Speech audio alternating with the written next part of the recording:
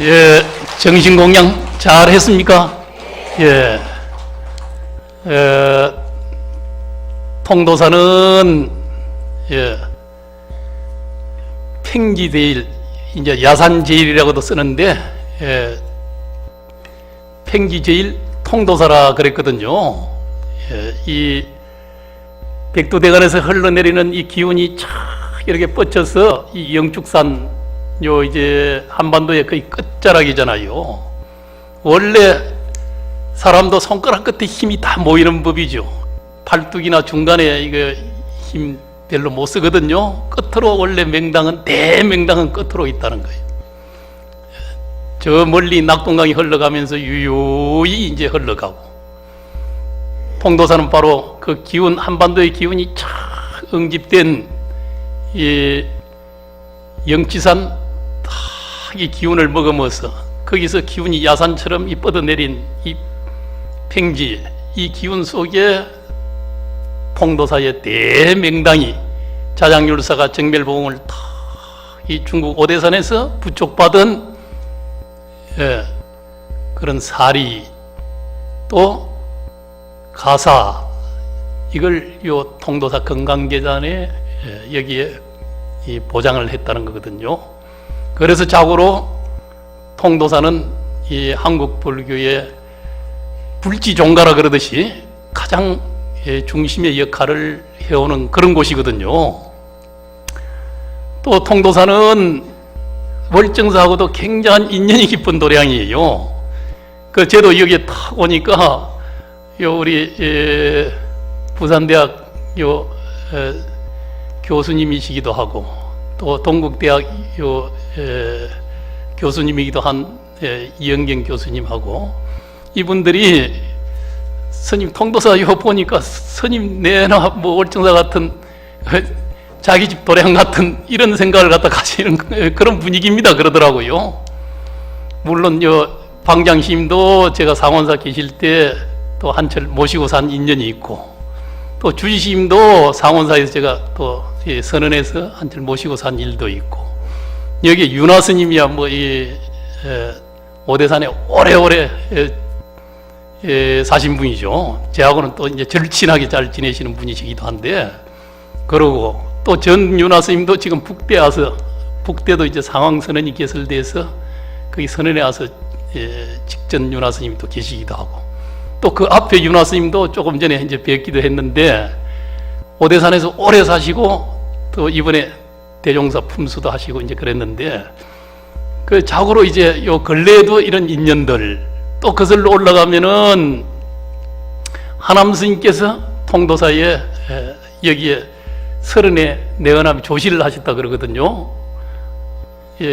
아까 우리 방장스님께서도 그런 인연을 갖다 또 말씀을 하시기도 하던데, 그래서 이제 경봉큰 스님께서 이제 소위 견처가 있어서 깨달음을 얻어서 그 지도를 갖다 하남 스님에게 편지로 물어서 하남 스님이 다 계속 편지로서 답을 하면서 지도를 해드리는 이제 이런 부분도 있고, 또 항상 법을 묻기도 하고, 또 뒤에 경봉큰 스님께서 하남 스님을 통도사 종주로 모시겠다 하는 이런 편지를 보내왔는데, 하남 스님께서는 이제 나는 백약해서 그런 거 못합니다, 못 갑니다, 그건 스님께서 종주를 하시면 됩니다 하면서 또 gem량하게 이렇게 또 편지를 보내기도 하고, 이러면서 굉장히 통도사와 월정사는 이제 같은 하나 이게 종중의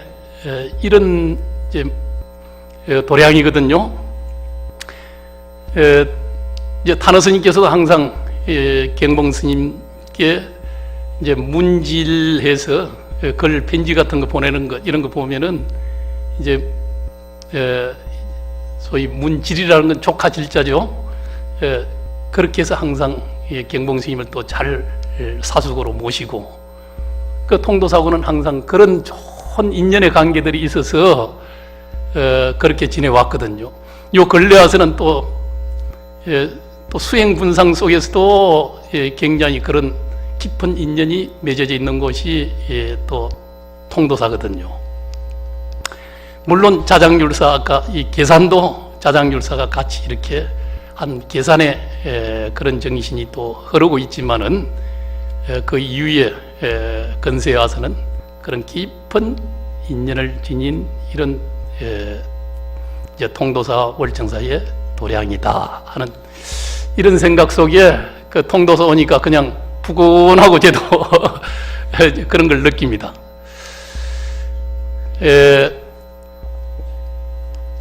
이제 하은경 제가 입법계품을 아까 이제 말씀드리다가 그렇게 해서 이제 전 시간을 보냈는데 하음은 어떤 것도 하음 아닌 게 없다는 거예요.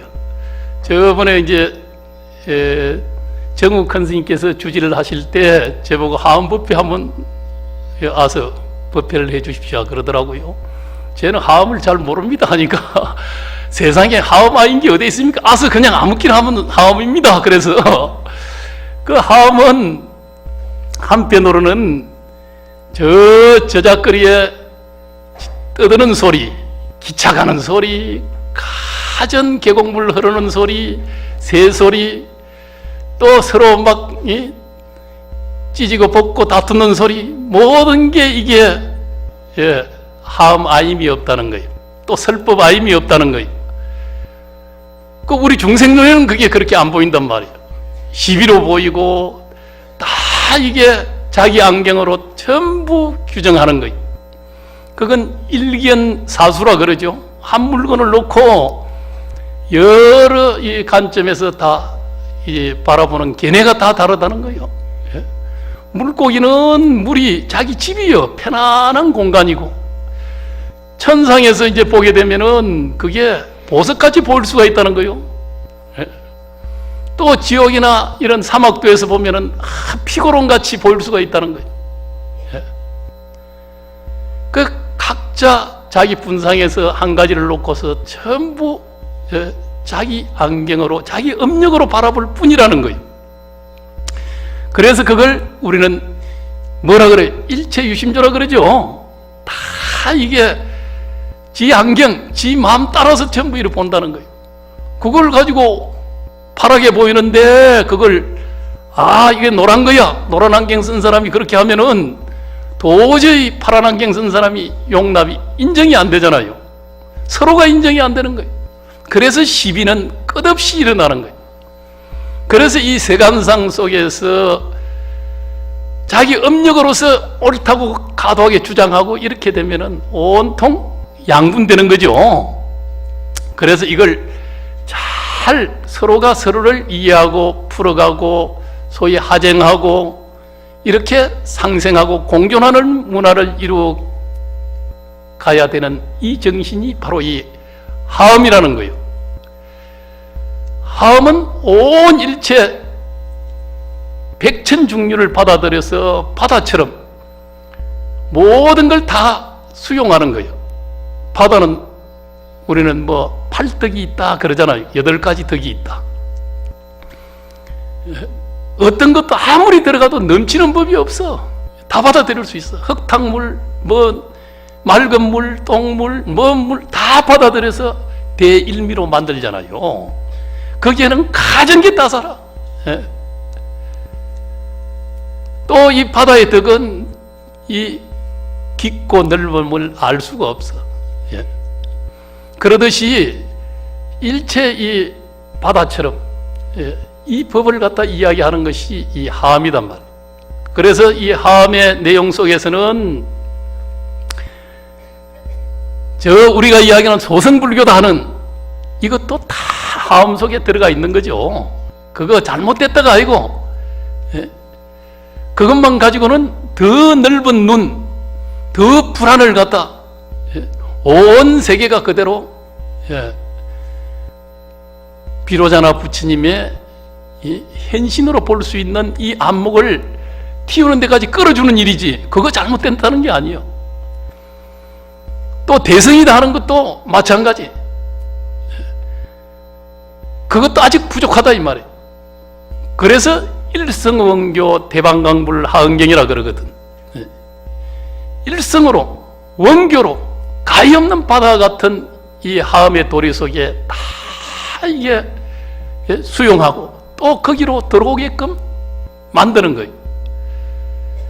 그래서 이 경을 부처님이 다 이 보리수나무 밑에 앉아서 깨달음을 얻었을 때, 그때 정각의 세계, 깨달음의 세계를 갖다 다 이야기했다 그러죠. 예? 그게 그래서 최초 삼칠 하음시라 그러는데, 처음 깨달고 나서 삼칠이 21일 동안 한경을 설했다는 거예요. 그건 보리수나무에 아래 딱 앉아 입정에 들어서 그렇게 해서 다 모든 법을 다 설해서 저 보리도량 보강맹전 여기서 부처님을 대신해서 깨달을 때 서가모니 부처님과 비로자나 부처님이 한 몸으로 돌아간다 그랬죠. 그래서 월정사 가게 되면은 대웅전이 있는데 그걸 적강전이라 해. 우리는 대웅전 하면은 서가모니 부처님을 모시고 적강전은 비로자나 부처님을 모신다 이렇게만 알고 있잖아요. 한때는 대웅전이라는 이름이 달리기도 하고, 그 과거에는 칠불보전이라 했는데 6.25 때 불타고 다시 이제 중건을 하면서 대웅전이라 했다가 탄화스님께서 적강전으로 붙였어. 왜? 오대산이 계산정신이 하음이고 또 근세 하음의 종장이라고 할 수 있는 탄화스님께서 하한경을 역경도 하시고 많은 제자들을 길러내시고 이제 그러시면서 여기를 적강전으로 그렇게 해서 적강전 엠판을 부르죠. 왜 그러면 서가모니 부처님 한 분 모셔놔 놓고 적강전이라 합니까? 다들 와서 그거 물어요. 그런데 그거 모르는 분들은 희한하다, 대웅전이라 해야 되는데, 그런데 탄화스님 말씀은 서가모니 부처님이나 또 보신불인 노사라불이나 또 법신불인 비로자나 부처님이나 이게 한 몸이라는 거예요. 삼불이 원흉한 거예요. 예? 그래서 서가모니 부처님이 깨달음을 딱 얻고서는 바로 비로자나 부처님하고로 딱 이게 하나로 돌아간 거예요. 그래서 곳곳을 다 가만히 앉아서 삼매에 들어서 사자빈신 삼매에 들어서 다 곳곳 보리도량에서 하다가 저 수미정상에 도리천에 올라가서 다 이 설법을 하기도 하고, 거기서는 이제 십주설법을 하죠. 또 이제 야마천궁에서는 십행법문을 다 하게 되는 거예요. 또 이제 도리천에서는 십회양법문을 해요. 또 타자재천에서는 십지법문을 하시는 거예요. 그러고서는 다시 또 지상으로 탁 내려와서 그렇게 해서 보강맹전에서 다시 이제 다 묘각, 등각에 대해서 또 보강맹전에서 묘각에 대해서 탁 법문을 하고, 그러고 이제 마지막으로 이제 극고동원에서, 우리는 건강경에 기수극고동원, 기원정사 이렇게도 이야기하죠. 그 극고동원에서 거기서 이제 딱 사자빈신 삼매에 든 채로 그렇게 해서 이제 보현보살이 탁 부처님의 경계를 설하고, 그래 근본법회가 이루어지고, 또 문수보살이 이제 탁 그렇게 해서 이제 선제동자 등등 해서 그렇게 해서 이제 지말법회로 쫙 이렇게 들어가는 거거든요. 그래서 이제 부처님은 삼불이 원흉해서 서가모니 부처님을 모시고서도 적강전이라 해도 아무 관계가 없다 이 말이에요. 우리는 부처님이 서가모니 부처님 다르고 노사나불이 다르고 다 비로자나불이 다르다고 하지만은 그건 우리 중생의 또 분별 개념이에요. 부처님이 다를 바가 어디 있어요? 보살님도 다르게 다 표현하지만은 본래 근본의 자리, 그 자리가 바로 보강명지라는 근원의 자리예요. 그게 일심의 자리예요. 그 보강맹지에서 모든 세상이 다 바라보면은 전부 비로자나의 행신으로 이렇게 다 거듭나게 돼 있다 이 말이에요. 그래서 우리가 누구라도 다 보강맹지를 다 지니고 있는 거죠. 그건 부처님이나 중생이나 똑같다는 거예요. 그래서 그걸 신불급 중생 시삼무차별이라 그러는데, 마음과 또 부처와 중생이 이게 다르지 않다는 거예요. 보살과 부처가 또 다르지 않다는 거예요. 부처님의 본래 움직임이 없는 딱 이 자부동 속에서 그렇게 해서 이게 딱 위실력에 의해서 보살이 대신 다 법을 설하는 거거든요. 그래서 다양한 보살들이 다 출연하는 거예요. 그래서 보현보살이 보리도량에서 또 보강맹전에서 설법을 하고, 문수보살이 보강맹전에서 또 설법을 하고, 또 천상에서 다 여러 보살들이 다 설법을 이제 하나씩 담당을 해서 또 하게 되고, 거기에는 수많은 보살들이 함께하고, 이게 하은경의 전체적인 하나의 이게 이 흐름이거든요. 그래서 이 마지막으로 이제 7군데서 설법을 했다 7체라 그러거든, 부처님께서. 그 다음에 9회라 그러거든. 9번 설법을 했다는 거예요. 그 9번 설법한 속에 이제 39품이 딱 이렇게 다 이제 펼쳐지는 거거든요. 그래서 7처 9에 39품이라 그래요.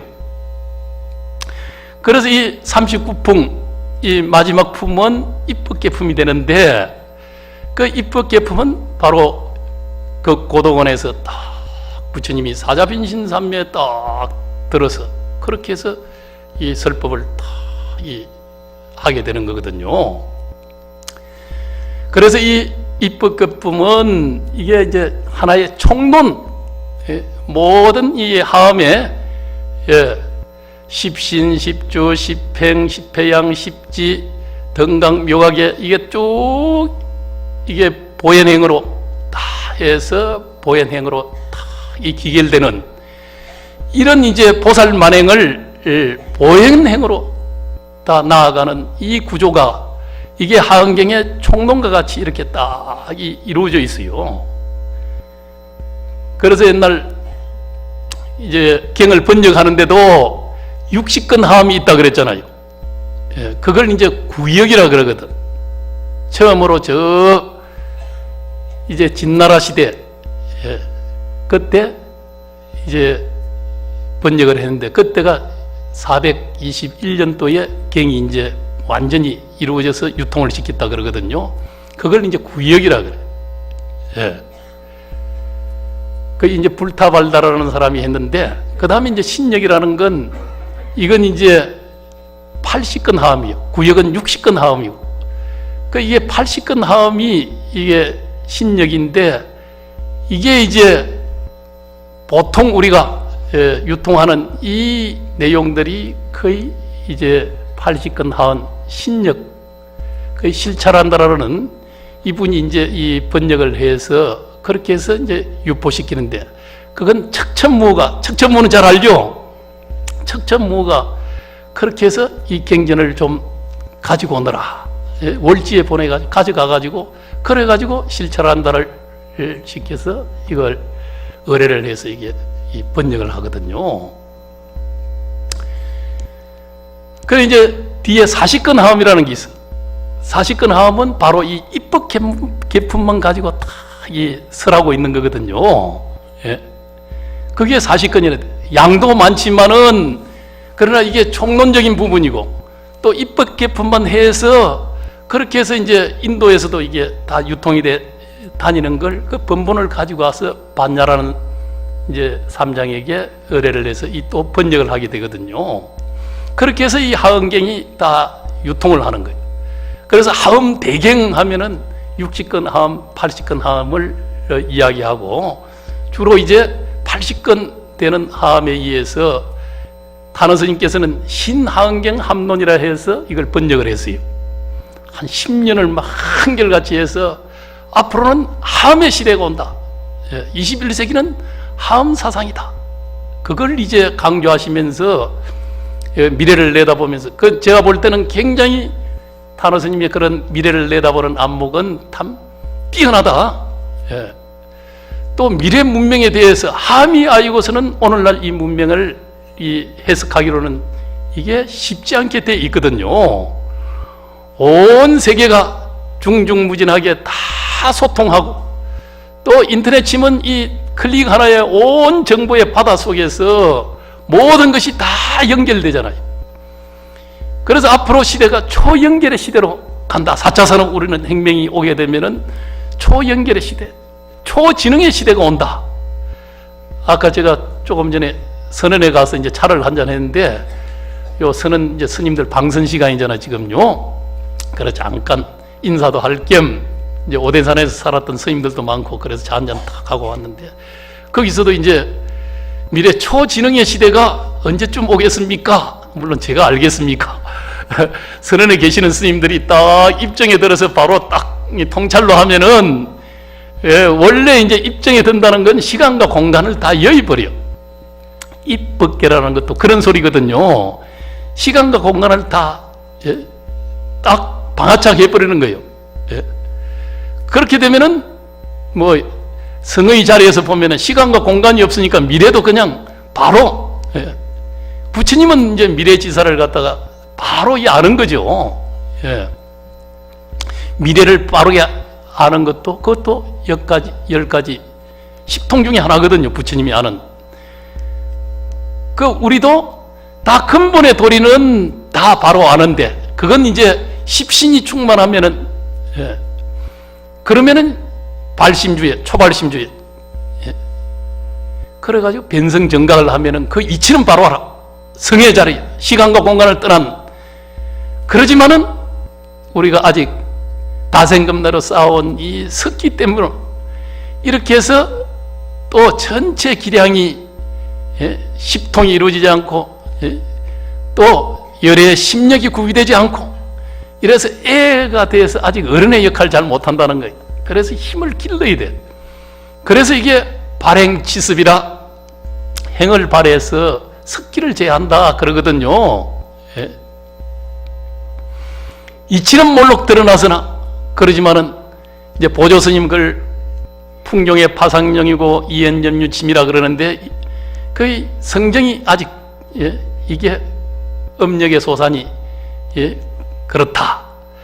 이제 사실 알고 보면 음력이라는 것도 본래 공안돼서 일어났기 때문에 하나 같아서 그 아무것도 아니지만은 그러나 이제 우리 음력을 안경을 벗어버리면 된다 하지만은 아직 그것이 풍경의 파상력이라 바람이 불고 나면은 파도가 치고 있듯이 그런 현상이 있어서 발행치습을 해야 된다는 거예요.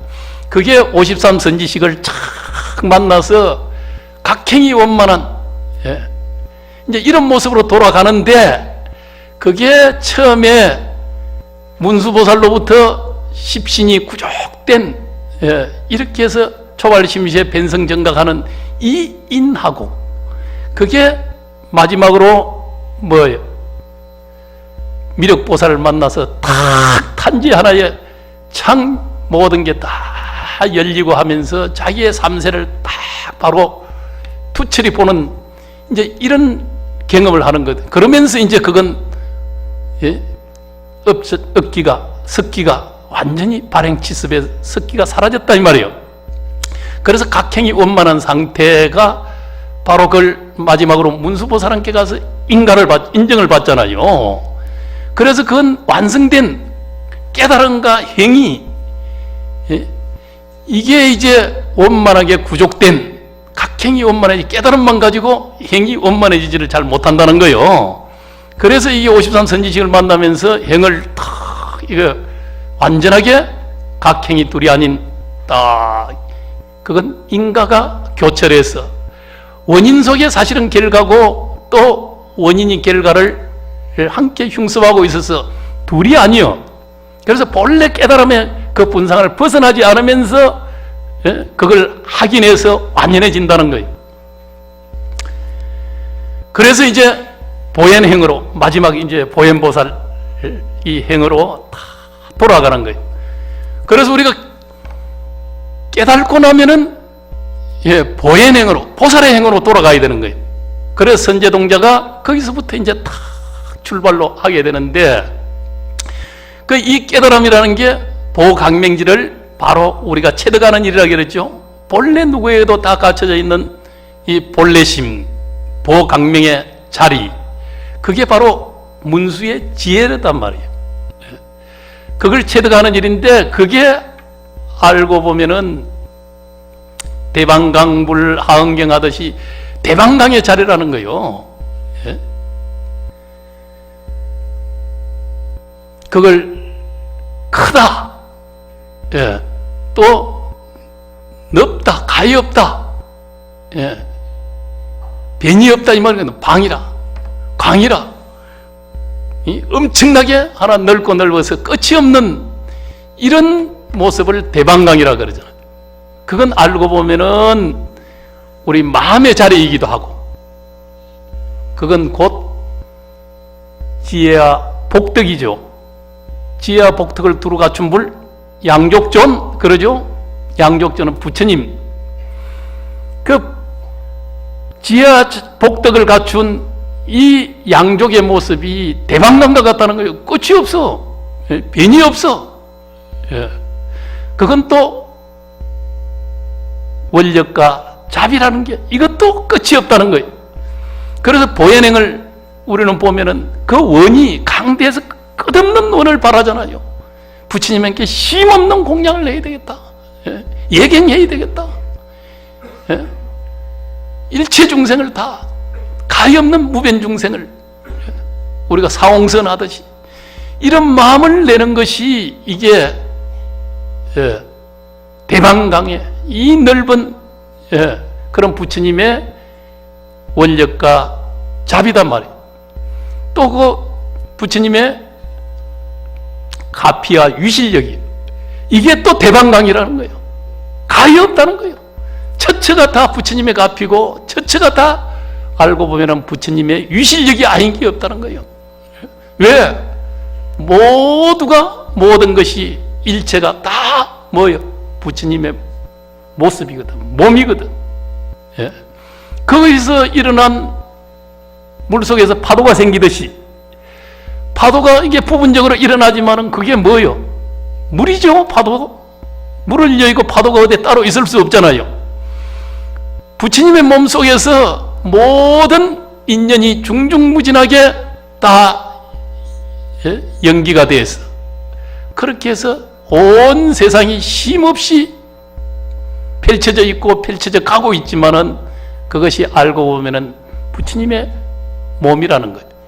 부처님의 세계예요. 그 속에 살고 있으면서도 우리는 뭐예요? 그걸 모르는 거죠. 왜? 뭐 때문에? 우리의 분별심, 중생심, 다 어디 지우치는 변견심, 그것 때문에 안 된다 이 말이에요. 법성계는 뭐라 그럽니까? 그걸 궁자실제 중도상이라 그러죠. 궁극의 자리, 그건 중도의 자리죠. 거기에 앉아야 돼. 그래야 뭐예요? 구례부동 명의불라 본래 부처님인 줄 아는 거요. 구례로 변함없는 부처님이요. 그런데 그걸 자기도 본래 부처였고 세상도 본래 부처님의 모습이고 우리가 그렇게 밉다 곱다 뭐하다 하는 사람도 전부 원래 알고 보면 구례불이라는 거예요. 구례로부터 변하지 않는 부처님이요. 그 자리, 그걸 우리는 보강명지, 그 자리가 다 있어. 나타난 현상을 또 분별하는 것은 분별심에 의할 뿐이지 거기에서 일어났으니까 이 우주 법계가 그대로 법계, 진리의 세계, 법계 연기, 진리가 하나 연기하는 거예요. 진리가 연기하는 거예요. 그래서 우리도 그런 진여심, 법성의 자리, 법성원용 무이상하듯이 두 상이 아닌 자리로 돌아가게 되면은, 그러면은 뭐예요? 예? 나와 온 세계가 함께 자타일시 성불도하는 자기 생각에 따라서 그것만 방아차가 하면은 다 자타일시 성불도로 돌아갈 수 있다는 거예요. 그런데 여기서 왜 우리가 시비하고 갈등하고 옳다 그렇다 분별하고, 예? 이거는 맞다 틀리다가 어디 있겠어요? 예? 그걸 한번 우리는 부정을 겪은 대긍정으로 전환되면 그렇게 세계가 열리는데, 그게 안 되면서 이렇게 뭐, 세상은 이랬는데요. 그런 게 뭐 어디 그런 게 있습니까? 예? 어떻게 그렇게 되겠습니까? 세상 보니까 뻔한데요. 예? 옳고 그런 게 다 뭐 서로 막 시비 다툼 속에, 예? 또 자기의 다 기준 속에 다 있잖아요. 그 아까 내 일수사견이라 그러지. 다 걔네가 다를 뿐이지, 자기 안경일 뿐이지, 알고 보면 거기에는 어떤 것도 하나 모양 지어서 이름을 붙일 뿐이지, 맹자를 여기게 되면은 다 뭐 일체가 그대로 부처님이고 보강맹지의 발현이요. 예? 다 이게 법계성이 그대로, 예, 구족되어 있는 진리의 세계일 뿐이단 말이에요. 거기에 논의는데 뭐예요? 예? 그것만큼, 예, 좋은 일이 없다 이 말이에요. 그것만큼 가야 될 길이 없다 이 말이에요. 뭐 조금 있는 뭐 명예, 재물, 뭐, 예? 권력 이런 것 가지고 그 다툼 속에서 사바세계가 그냥 옥자지껄 하고 그러지만은 그거 몇 푼어치 안 된다는 이런 마음으로 불자는 딱 그래야 돼. 또 하엄경을 공부하게 되면은 그런 큰 대신범부로, 그걸 대신범부라 그래요. 한경에서는 큰 마음의 범부로 돌아가는 거예요. 예, 그건 왜? 내 마음이 곧 부처다. 예, 중생과 부처와 마음이 다르지 않다. 그게 큰 마음이잖아요. 그렇게 아직까지 그게 덜 때더라도 그걸 딱 믿어야 돼. 그게 더 굳건하게 믿어서, 촌치의 여유가 없는, 틈이 없는, 이게 무의할 신이라 의심이 없는 자리로 딱 돌아가면은, 그러면은 다 불의의 자리 속에서, 중도상 속에서 다, 예? 뭐 깨달음이 성취되고 거기서 진정한 입법계로, 법계로 들어가는 이제 이런, 예, 일을 만드는 거거든요. 그래서 입법계 첫 선지식이 우리는 문수보살, 문수사리 동자 이렇게 이야기했죠. 문수보살이요. 그 문수사리 동자로도 이렇게, 예, 나타나는 거죠. 그건 이제 그 고동안에서 탁 나와서 복성동반 산하림중 그러잖아요.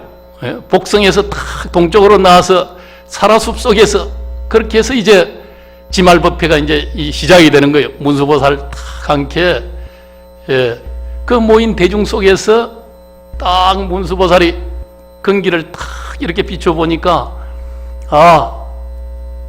선제동자가 이게 참 근기가 수승하게 보이거든. 그걸 딱 간파를 한 거예요. 벌써 과거, 현재, 미래를 딱 뚫어보는 거죠. 그렇게 해서, 예? 선제동자를 딱 이 지목을 하는 거죠. 그 선제동자는 어째서 이름을 선제라고 붙였는가? 착갈 선자에다 재물제자. 선제동자가 태어나니까 그 집안에 칠보의 누각이 솟아나고 온 재물이 모이들고 좋은 경사스러운 이런, 집안으로, 정말 장자의 집안으로 탁 이렇게, 예? 좋은 일만 생겼다는 거예요. 그래서 이름이 선제다. 그건 이제 단순한, 예, 금생사의 일이 아니라 과거로부터 쉼없는 공덕을 지어서 근기가 훈숙해져 있는 거죠. 근기가 이게, 예? 가장 하나 이게 뛰어난 상근기 같은 이런 이제 딱 공덕 속에서, 예? 수성한 근기를 딱 문수보살이 간파를 한 거죠. 그렇게 해서 이제 선제동자를 딱, 예? 예, 그러니까 선제동자가 또 여러 가지 질문도 하죠. 예? 그 문수보살이 법문을 하죠. 거기서 탁 하나 이게 십신구족의 이 복양명제가 발현되면서 그러면서 딱 초발심시의 변성정각하는 이 모습, 그게 이제 상원사에 가면은 오대산 상원사에 문수동자상하고 문수보살상이 있는데 그 사이에 선제동자가 딱 이렇게 있어요.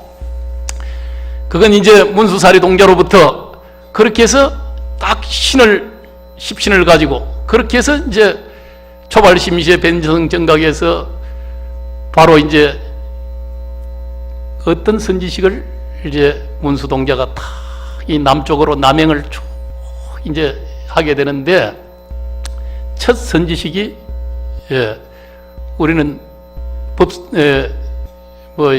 약창계에서 뭐라 그럽니까?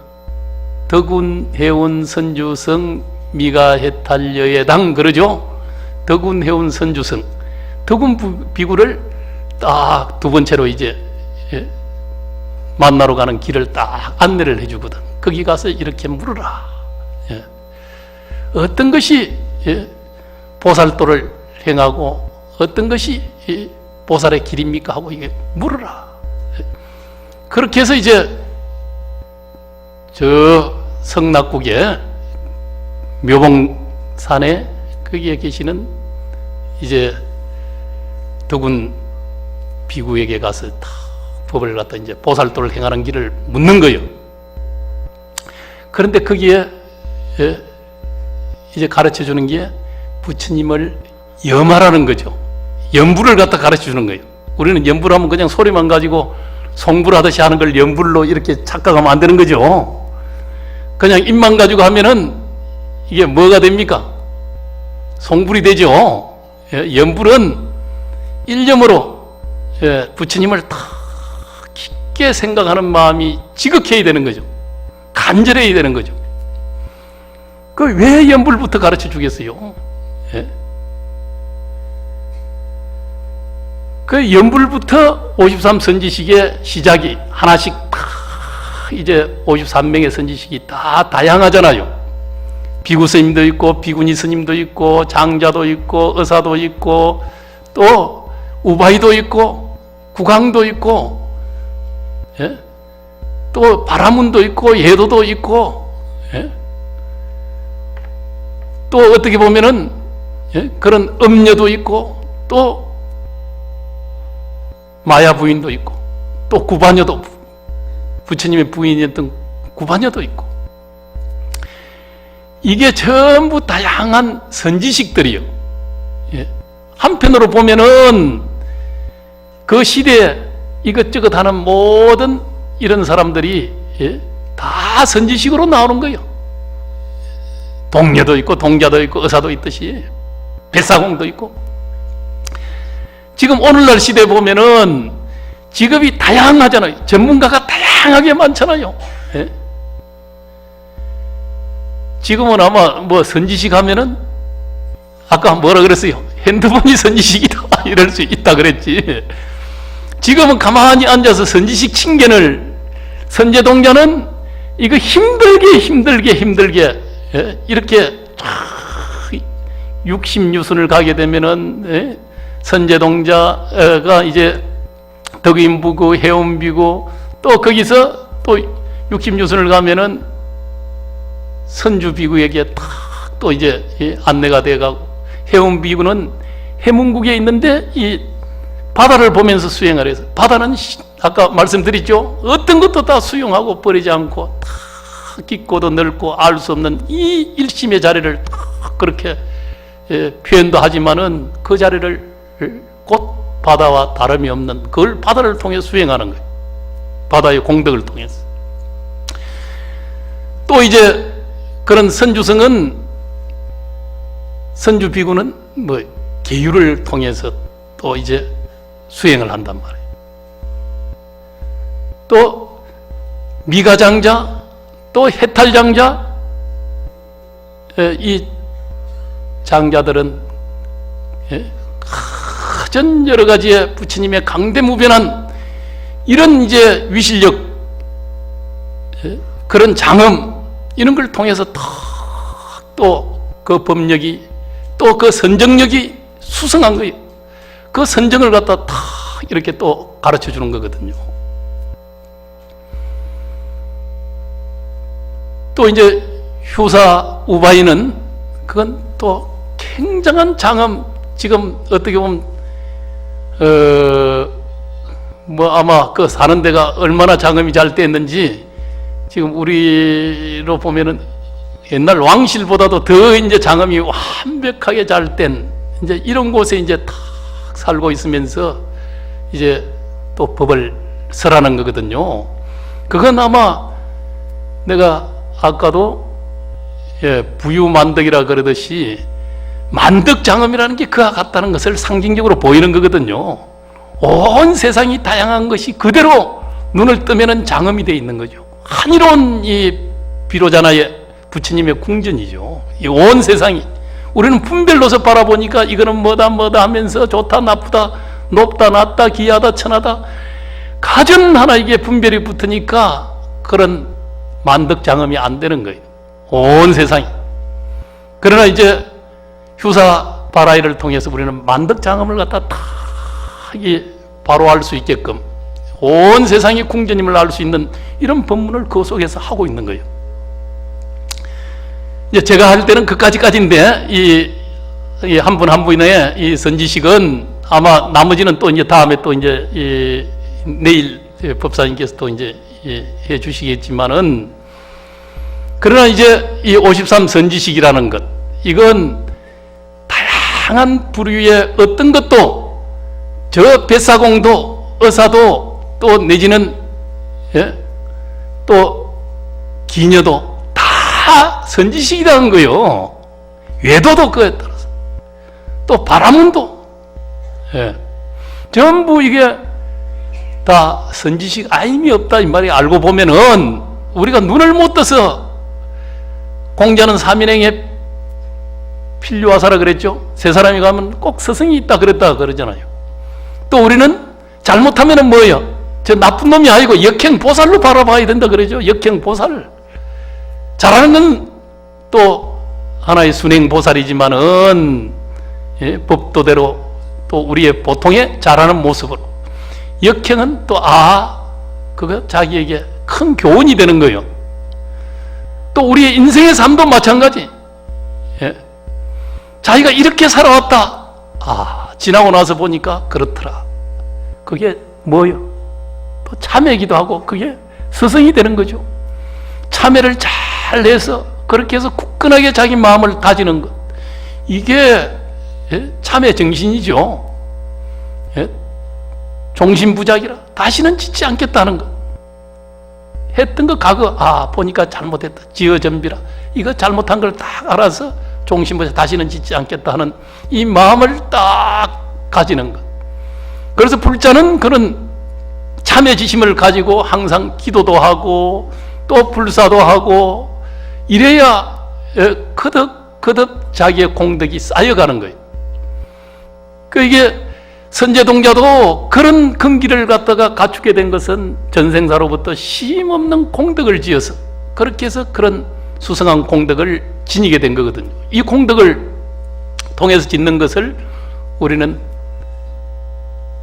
축기돈, 화이돈 이렇게 하는데 축기돈은 우리가 대표적으로 배유정성 같은 분을 축기돈이라고 그러죠. 그분은 처음에 월주에 탑을 세워야 되겠다. 그렇게 해서 소철이라는 이름으로서 처음에 월주 탑 세우는 걸 원력을 세웠어. 그 다음에 이제 큰 탑을 사방 40이나 되는 탑에 원력을 세우니까 금생에 이루지를 못하잖아요. 그러니까 내가 이 지역의 월주의 자사가 돼서 그렇게 해서 저 탑을 완성을 해야 되겠다. 그래서 월주 자사로 태어나서 허엔도라는 이름의 월주 자사가 되었다는 거예요. 그렇게 해서 그 탑을 또 쌓은 공덕으로 뭐가 되느냐? 배유정성이 된 거예요. 그 배유정성은 머리도 총명하고 또 재상의 지혜 있고 이래서 어떻게 보면은 다 세간에 있으면서도 재상 노릇을 하면서도 그렇게 해서 다 깨달음을 성취한 이런 이제 큰 거사가 되었다는 거죠. 또 육조스님 같은 분들은 우리는 하이돈이라 그래요. 부처님 법문을 갖다 많이 듣고 수행을 오랫동안 해서 금생에 와서 저런 큰 깨달음 속에서 대선지식이 돼서 오늘날 지금까지 다 이거 이렇게 법력이 다 이 수성하기 전성이 되잖아요. 그것도 이제 이제 소주에 가면은 거기에는 이제 육조스님 이제 고향이기도 하고 돌아가실 때도 국원사에서 돌아가셨다 그러죠. 지금 육조스님이 딱 이 등신불은 남아선사에 모시져 있죠. 그러지만 이제 돌아가실 때는 그 돌아가셨는데 척천무가 그것도 국원사라고 딱 호를 내리서 그 국원사라는 절 이름을 갖다 딱 내린 거예요. 이건 이제 이야기지만은 이제 그때 나라의 국풍이 풍수를 잘 보는 사람이 남쪽으로 딱 옛날에는 임금이 딱 보위에 오르면은 그때부터 자기가 들어갈 곳을 찾았다 그러잖아요. 그래서 생전에 다 자기가 들어갈 곳을 완성을 해놓고 그게 이제 더 진시황 무덤이나 척천무 무덤이나 다 그런 게 다 그렇죠. 옛날 황제들은 다 그렇죠. 지하 궁전을 만들어 놓잖아요. 이제 국풍이 딱 자리를 찾아서 저 이제 뱀방이지만은 남쪽까지 이제 내려왔는데 부잣집에 가서 탁 문을 똑똑 두지니까 비바람은 치고 날은 어둡고 요 하룻밤 유숙해 주지 안 된다. 그래서 나와서 옆에 이제 흐름한 집으로 갔는데 거기에 육조스님 어머니가 딱 계셔서 그냥 손님을 하루 어디 갈 데도 없고 날은 어둡고 비바람 치니까 받아들였다는 거예요. 그래서 그 집은 단칸방이요. 못 살아서. 그런 속에 하룻밤을 유숙하게 되는데 침대는 하나밖에 없어. 어머니하고 이제 육조스님은 밑에서 이제 바닥에 자게 되고. 그래서 침대도 낡아서 삐그덕삐그덕하는데 육조스님이 그때 한 4살 됐는데 옆에 손을 가지고 탁 소리 안 나게끔 이렇게 편안하게 주무시라고 이렇게도 고우면서 그렇게 해서 손님을 딱 그 풍수를 대접을 해서 뒷날 일어나서는 그래도 내가 이 하룻밤을 잘 세운 이 보답을 어떻게 해야 될 낀가? 자기는 재주가 풍수밖에 없으니까 이제 거사님이 돌아가신 지가 얼마 안 됐다 그러니까 내가 풍수 좋은 자리를 하나 잡아주겠소. 그렇게 해서 풍수 이제 자리를 잡는데 이제 어머니에게 7대 정성이 나는 자리를 잡아드릴까요? 만대 향불이 꺼지지 않는 자리를 잡아드릴까요? 하니까 그러니까 어머니가 뭘 선택한다 그랬겠어요? 만대가 이게 소리 만대라고 그러는 데가 7대보다는 훨씬 크잖아요. 어머니가 조금 무식해서 7대 정성이 나는 자리를 잡았으면은 육조스님도 아마 정성이 돼서 나갔는가 모르는데 그 만대 향화가 끊이지 않는 그런 자리를 잡아 만대라는 소리 향화가 뭐 이런 것 관심 없고 만대라는 소리에 그냥 만대짜리를 잡아달라 그랬겠죠. 그렇게 해서 가게 되면은 그 국원사 앞에 주변에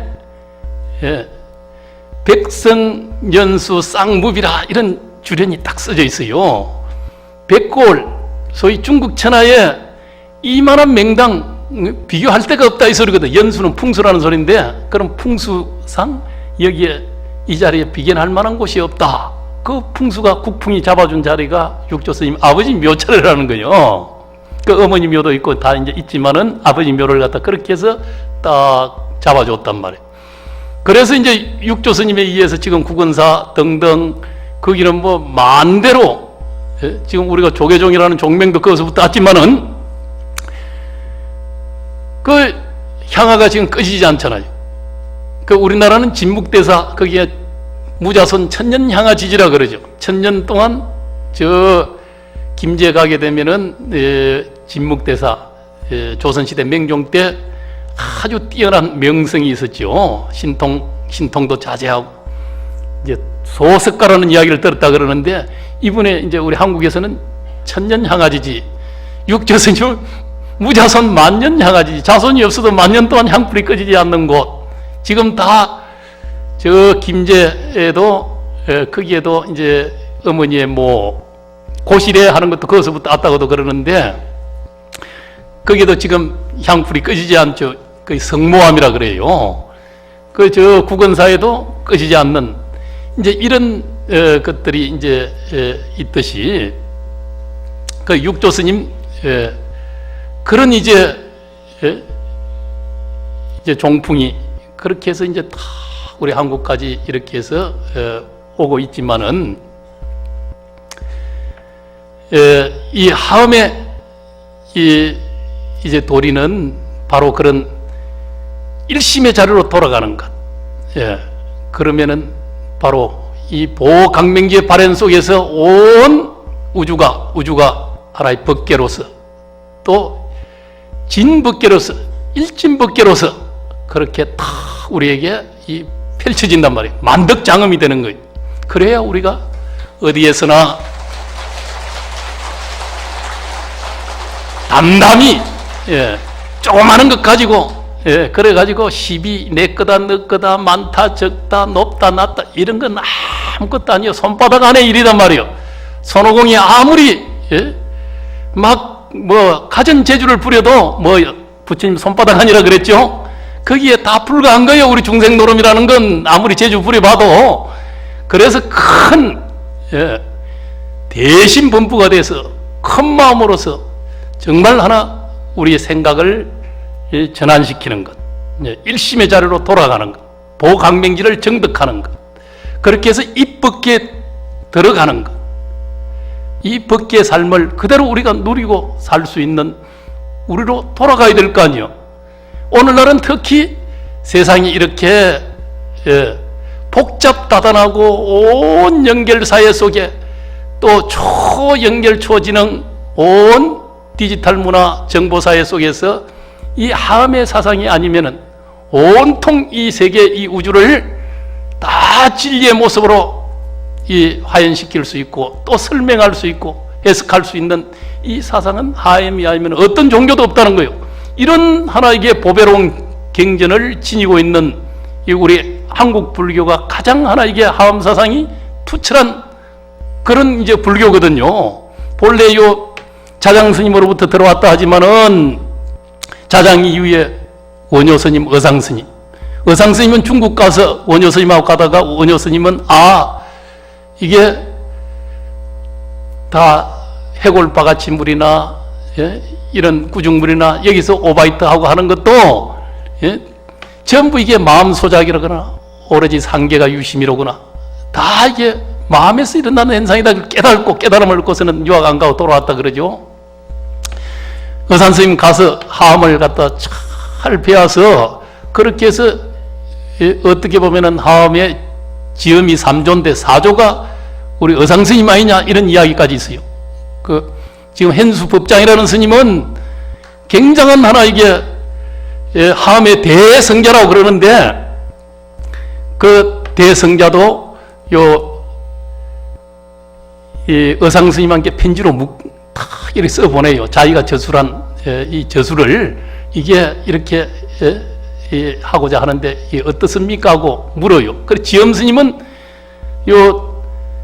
의상 스님이 나의 골수를 얻었다 하듯이 또